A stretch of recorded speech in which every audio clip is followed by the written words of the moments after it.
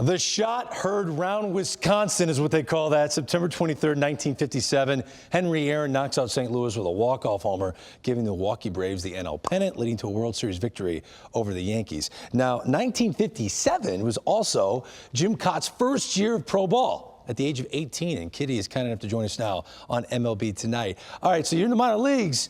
Jim, take me back to your memories of that. What did you hear about the shot heard round Wisconsin? Well, I listened to the game.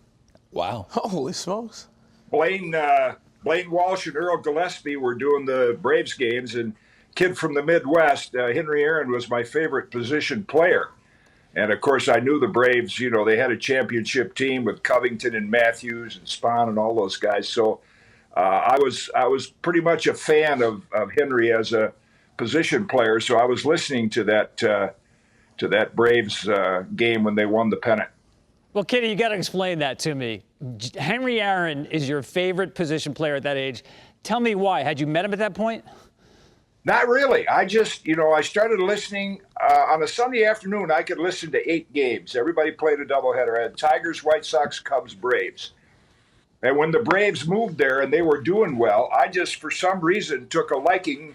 Bobby Shantz was my boyhood hero, left-hand pitcher.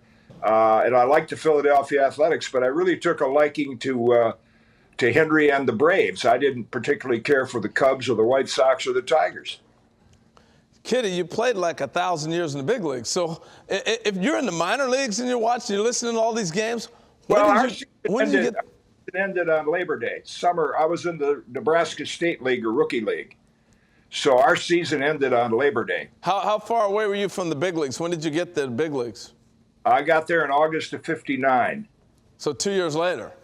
Yeah. So did you ever face Hank Aaron then?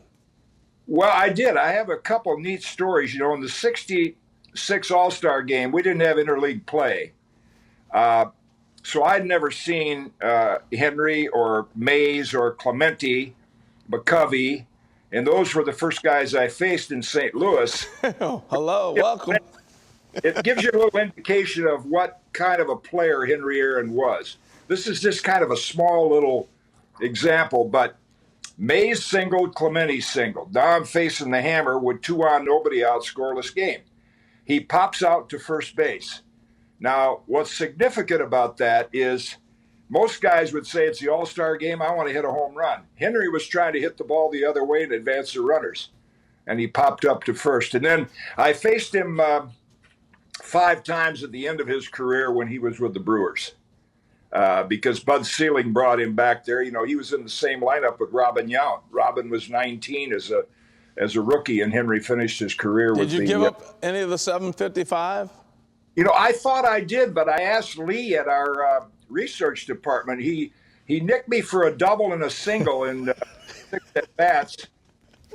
Actually, he took called strike 3. It must have been a bright day and he didn't see the ball or something. But no, he never hit a home run. But I'll tell you, one of my real thrills was he and Harmon Killebrew were so close. They had such a mutual admiration society for each other, and they're similar. They're both humble, understated. And so I was one of the speakers at Harmon's memorial service, and I'm sitting right next to Henry Aaron.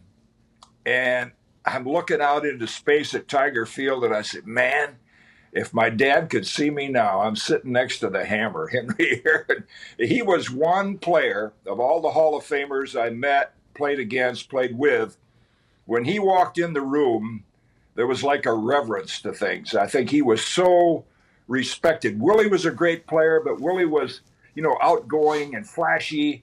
But Henry just had that reverence about him that I think everybody had so much respect for him. You had a lengthy playing career, Jim, and obviously a terrific broadcasting career. You were always around ballparks, and so was Hank. So I'm sure you guys crossed paths an awful lot. What were the post-retirement years like for Hank Aaron and your relationship with him? He came into New York. I'm trying to think of the company. He was on the board.